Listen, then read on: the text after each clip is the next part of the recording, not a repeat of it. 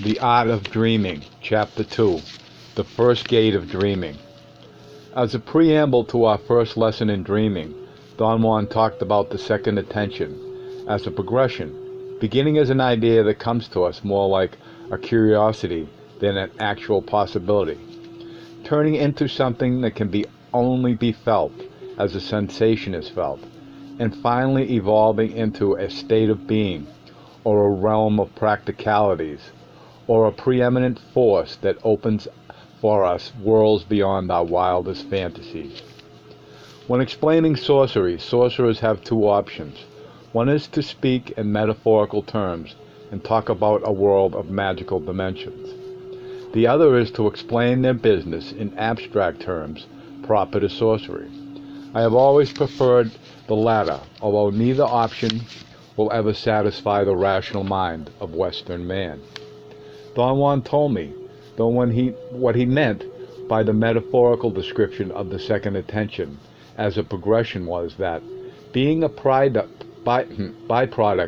of a displacement of the assemblage point, the second attention does not happen naturally, but must be intended, beginning with intending it as an idea and ending up with intending it as a steady and controlled awareness of the assemblage point's displacement.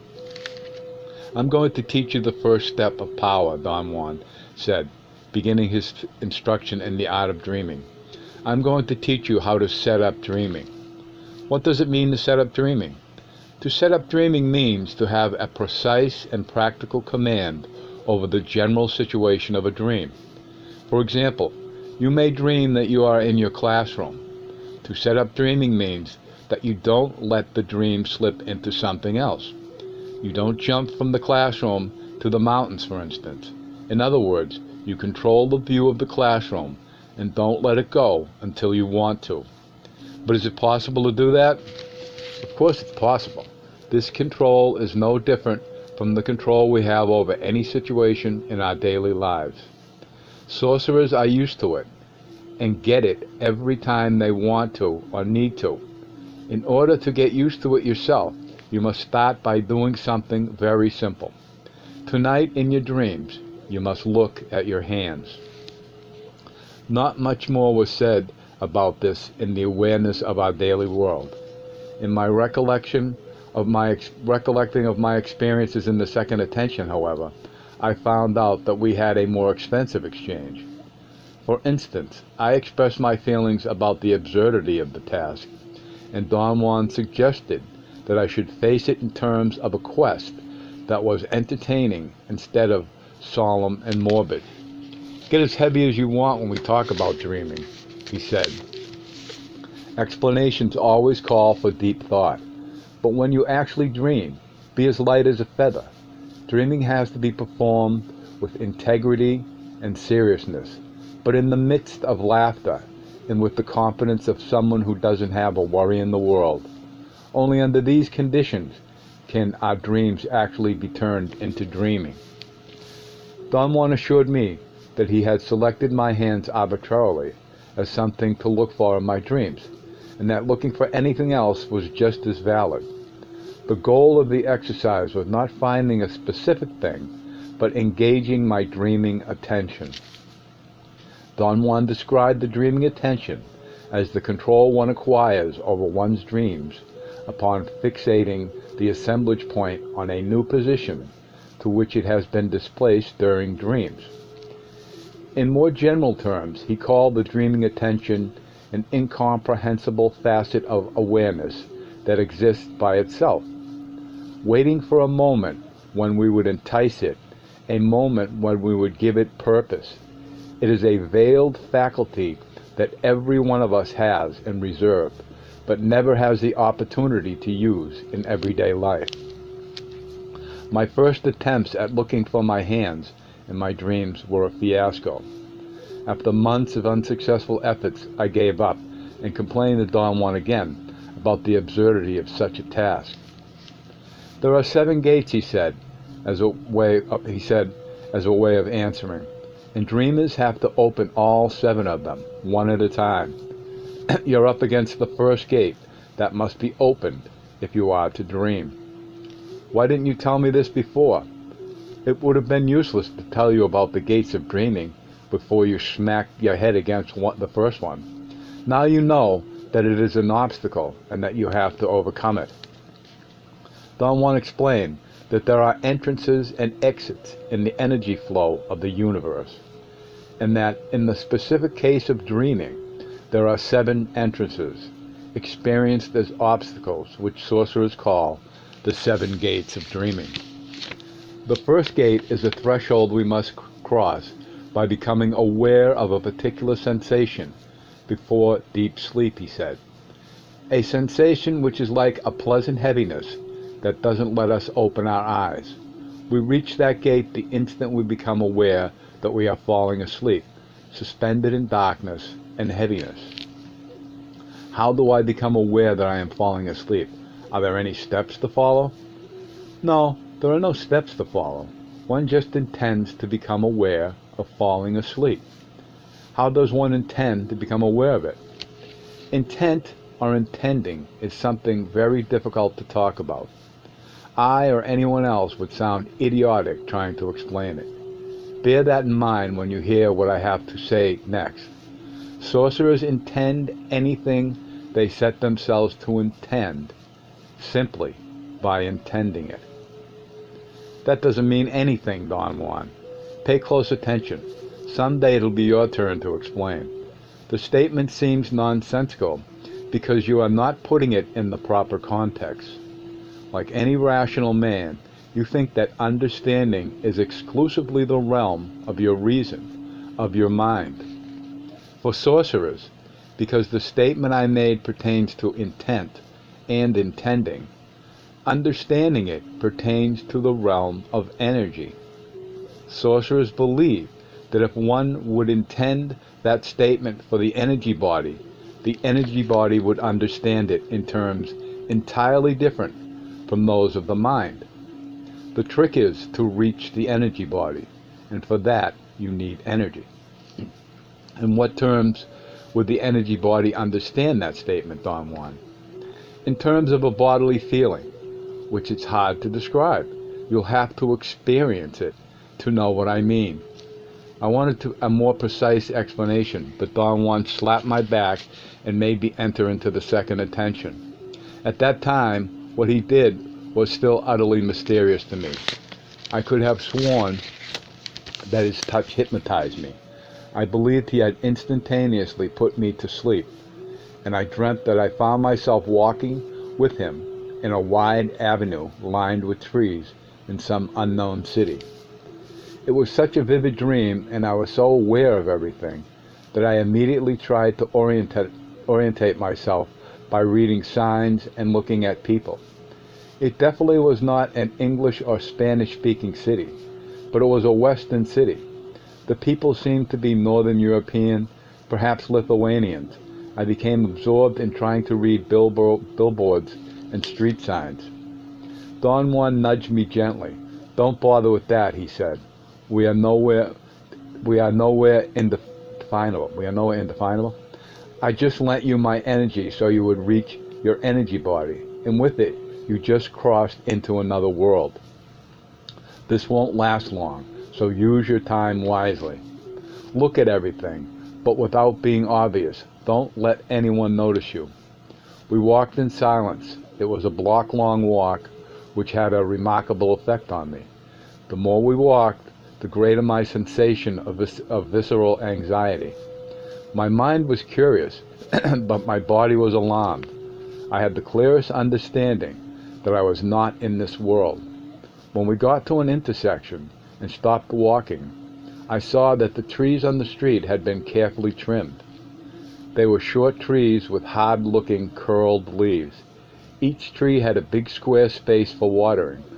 There were no weeds or trash in those spaces, as one would find around the trees in the city, only charcoal black loose dirt. The moment I focused my eyes on the curb, before I stepped off it to cross the street, I noticed that there were no cars. I tried desperately to watch the people who milled around us, to discover something about them that would explain my anxiety. As I stared at them, They stared back at me. In one instant, a circle of hard blue and brown eyes had formed around us. A certainty hit me like a blow. This was not a dream at all. We were in reality beyond what I know to be real. I turned to face Don Juan. I was about to realize what was different about those people, but a strange dry wind that went directly to my sinuses hit my face, blurred my view, and made me forget what I wanted to tell Don Juan.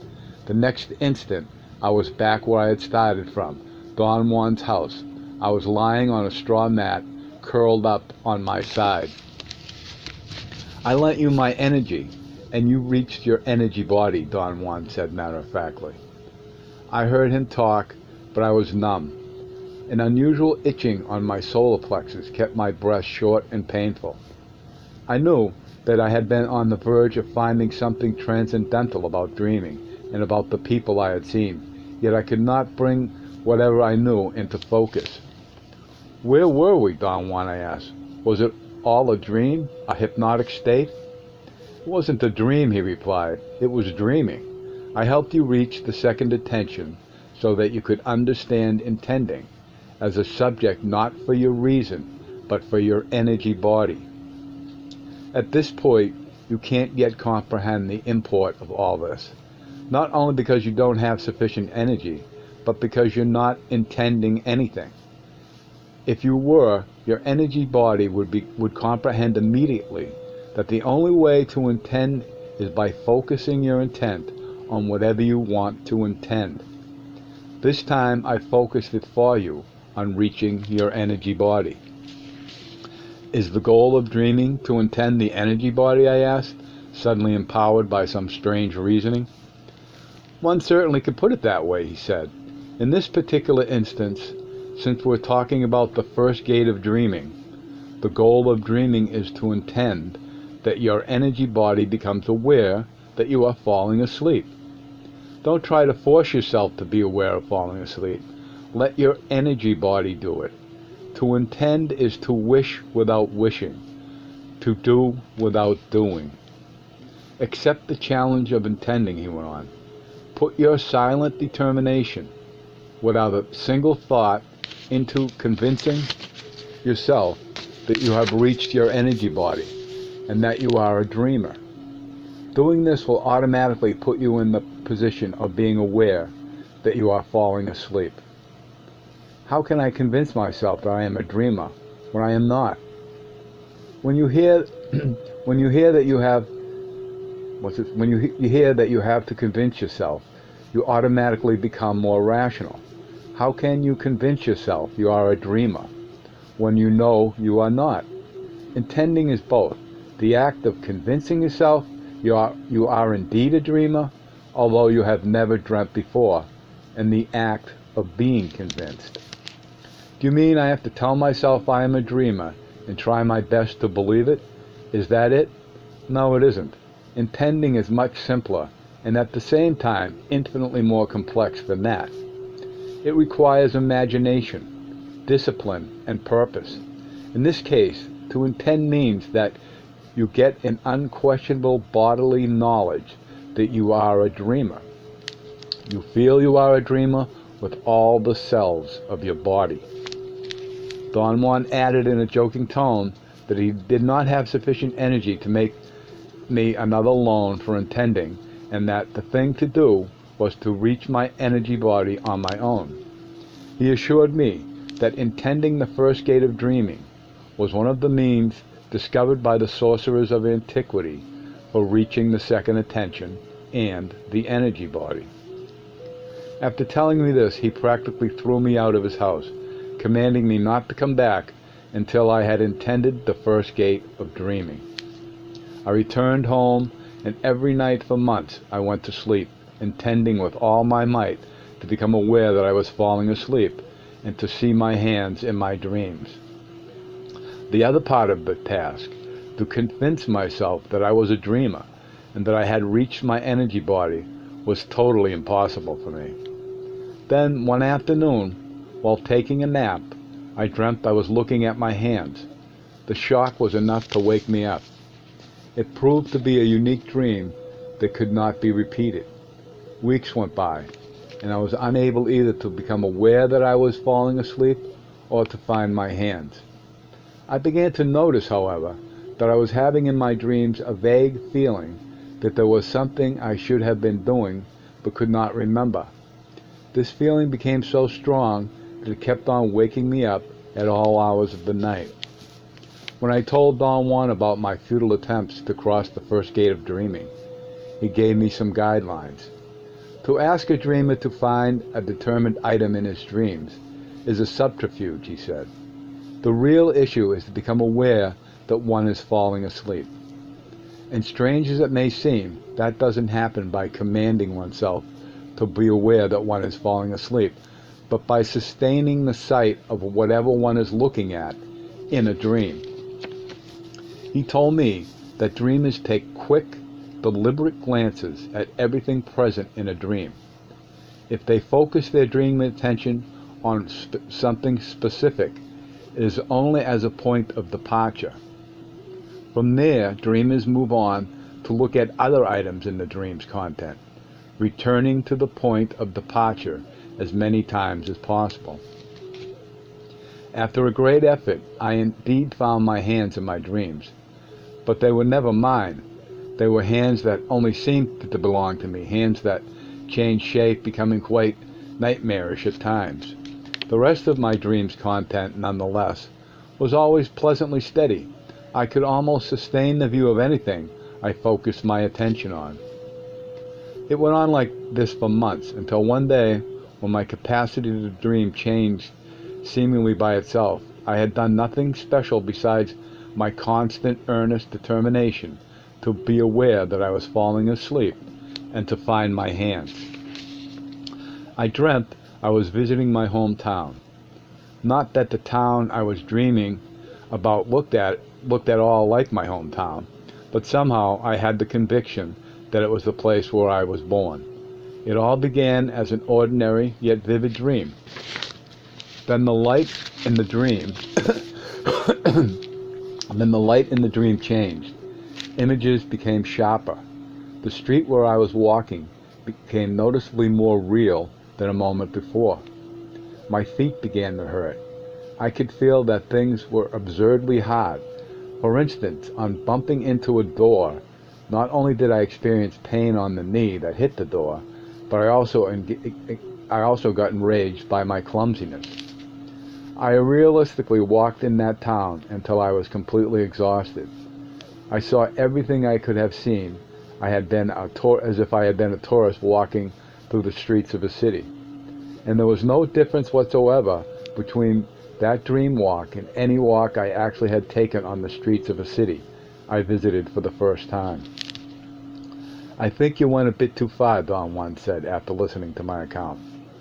"All that was required was your awareness of falling asleep. What you've done is the equivalent of bringing a wall down just to squish a mosquito sitting on it." "Do you mean, Don Juan, that I flubbed it?" "No, but apparently you're trying to repeat something you did before. When I made your assemblage point shift and you ended up in that mysterious city, you were not asleep. You were dreaming, but not asleep, meaning that your assemblage point didn't reach that position through a normal dream.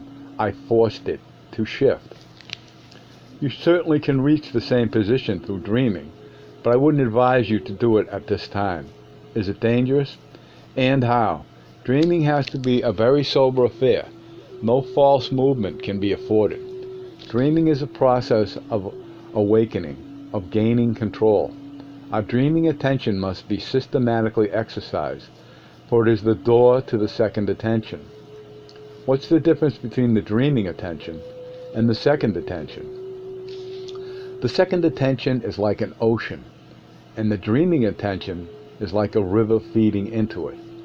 The second attention is the condition of being aware of total worlds, total like our world is total, while the dreaming attention is the condition of being aware of the items of our dreams." He heavily stressed that the dreaming attention is the key to every movement in the sorcerer's world. He said that among the multitude of items in our dreams, there exist real energetic interferences, things that have been put in our dreams extraneously by an alien force. To be able to find them and follow them is sorcery. The emphasis he put on those statements was so pronounced that I had to ask him to explain them. He hesitated for a moment before answering. Dreams are, if not a door, a hatch into other worlds, he began. As such, dreams are a two-way street. Our awareness goes through that hatch into other realms, and those other realms send scouts into our dreams. What are those scouts? Energy charges that get mixed with the items of our normal dreams. They are bursts of foreign energy that come into our dreams, and we interpret them as items familiar or unfamiliar to us. I'm sorry, Don Juan, I can't make heads or tails out of your explanation. You can't because you're insisting on thinking about dreams in terms known to you. What occurs to us during sleep, and I am insisting on giving you another version, a hatch into other realms of perception. Through that hatch, currents of unfamiliar energy seep in. Then the mind or the brain or whatever takes those currents of energy and turns them into parts of our dreams. He paused, obviously, to give my mind time to take in what he was telling me. Sorcerers are aware of those currents of foreign energy, he continued. They notice them and strive to isolate them from the normal items of their dreams. Why do they isolate them, Don Juan? Because they come from other realms. We follow them to their source. They serve us as guides into areas of such mystery that sorcerers shiver at the mere mention of such a possibility. How do sorcerers isolate them from the normal items of their dreams? By the exercise and control of their dreaming attention. At one moment, our dreaming attention discovers them among the items of a dream and focuses on them. Then the total dream collapses, leaving only the foreign energy. Don Juan refused to explain the topic any further.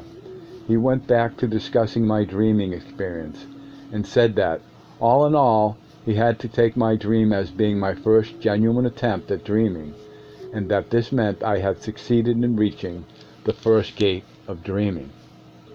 He then, during another discussion, at a different time, he abruptly brought up the subject again. He said, I'm going to repeat what you must do in your dreams in order to pass the first gate of dreaming. First, you must focus your gaze on anything of your choice as the starting point. Then shift your gaze to other items and look at them in brief glances. Focus your gaze on as many things as you can. Remember that if you glance only briefly, the images don't shift. Then go back to the item you first looked at. What does it mean to pass the first gate of dreaming? We reach the first gate of dreaming by becoming aware that we are falling asleep, or by having, like you did, a gigantically real dream. Once we reach the gate, we must cross it by being able to sustain the sight of any item of our dreams. I can almost look steadily at the items of my dreams, but they dissipate too quickly. This is precisely what I am trying to tell you. In order to offset the effervescent quality of dreams, sorcerers have devised the use of the starting point item. Every time you isolate it, look at it, you get a surge of energy. So at the beginning, don't look at too many things in your dreams. 4 items will suffice. Later on, you may enlarge the scope until you can cover all you want. But as soon as the images begin to shift, you feel you are losing control, go back to your starting point item, then start all over again. Do you believe that I really reached the first gate of dreaming, Don Juan? You did, and that's a lot. You'll find out, as long as you go along, how easy it'll be to do dreaming now. I thought Don Juan was either exaggerating or giving me incentive. but he assured me he was being on the level. The most astounding thing that happens to dreamers, he said, is that on reaching the first gate, they also reach the energy body. What exactly is the energy body? It is the counterpart of the physical body, a ghost-like configuration made of pure energy. But isn't the physical body also made out of energy? Of course it is. The difference is that the energy body has only appearance, but no mass. Since it's pure energy, it can perform acts that are beyond the possibilities of the physical body. Such as what, for example, Don Juan? Such as transporting itself in one instant to the ends of the universe. And dreaming is the art of tempering the energy body or making it supple and coherent by gradually exercising it. Through dreaming, we condense the energy body until it's a unit capable of perceiving. Its perception, although affected by our normal way of perceiving the daily world, is an independent perception. It has its own sphere. What is that sphere, Don Juan? Energy. The energy body deals with energy in terms of energy. There are three ways in which it deals with energy in dreaming. We can perceive energy as it flows, or it can use energy to boost itself like a rocket into unexpected areas, or it can perceive as we ordinarily perceive the world. What does it mean to perceive energy as it flows? It means to see. It means that the energy body sees energy directly as light, or as a vibrating current of sorts, or as a disturbance, or it feels it directly as a jolt, or as a sensation that can even be pain. What about the other way you talked about, Don Juan, the energy body using energy as a boost? Since energy is its sphere, since energy is its sphere, it is no problem for the energy body to use currents of energy that exist in the universe to propel itself. All it has to do is isolate them, and off it goes with them. He stopped talking and seemed to be undecided, as if he wanted to add something, but was not sure about it. He smiled at me, and just as I was beginning to ask him a question, he continued his explanation. I've mentioned to you before that sorcerers isolate in their dreams scouts from other realms, he said. Their energy bodies do that. They recognize energy and go for it. But it isn't desirable for dreamers to indulge in searching for scouts. I was reluctant to tell you about it because of the faculty with which one can get swayed by that search. Don Juan then quickly went on to another subject. He carefully outlined for me an entire block of practices. At the time, I found that on one level it was all incomprehensible to me, yet on another it was perfectly logical and understandable. He reiterated that reaching the deliberate control, the first gate of dreaming, is a way of arriving at the energy body. But to maintain that gain is predicated on energy alone. Sorcerers get that energy by redeploying in a more intelligent manner the energy they have and use for perceiving the daily world. When I urged Don Juan to explain it more clearly, he added that we all had a determined quantity of basic energy. That quantity is all the energy we have, and we use all of it for perceiving and dealing with our engulfing world. He repeated various times to emphasize it, that there is no more energy for us anywhere, and since our available energy is already engaged, there is not a single bit left in us for any extraordinary perceptions, such as dreaming. Where does that leave us, I asked. It leaves us to scrounge energy for ourselves, wherever we can find it, he replied. Don Juan explained that sorcerers have a scrounging method. They intelligently redeploy their energy by cutting down anything they consider superfluous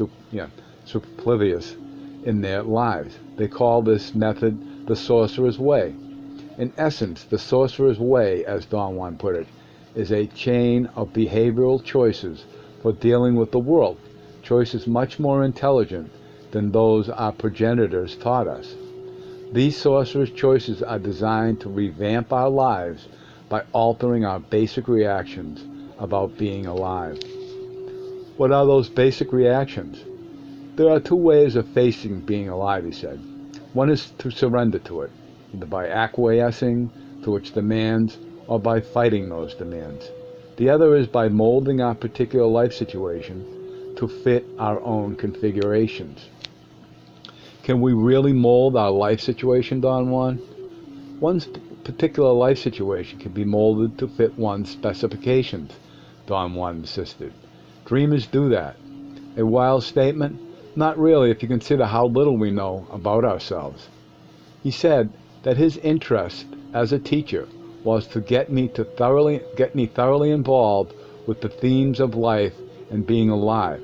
That is to say, with the difference between life as a consequence of biological forces that act of, and the act of being alive as a matter of cognition. When sorcerers talk about molding one's life situation, Don Juan explained, they mean molding the awareness of being alive. Through molding this awareness, we can get enough energy to reach and sustain the energy body. And with it, we can certainly mold the total direction and consequences of our lives. Don Juan ended our conversation about dreaming, admonishing me not merely to think about what he had told me, but to turn his concepts into a viable way of life by a process of repetition.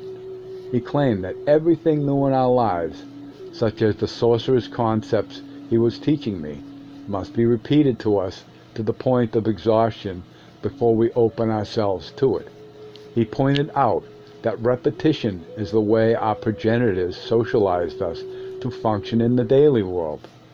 As I continued my dreaming practices, I gained the capability of being thoroughly aware that I was falling asleep, as well as the capability of stopping in a dream to examine at will anything that was part of that dream's content. To experience this was for me no less than miraculous.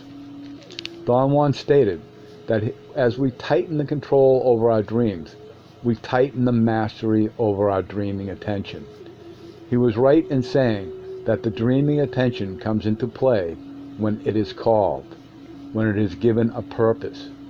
Its coming into play is not really a process as one would normally understand the process, an ongoing system of operations or a series of actions or functions that bring about an end result.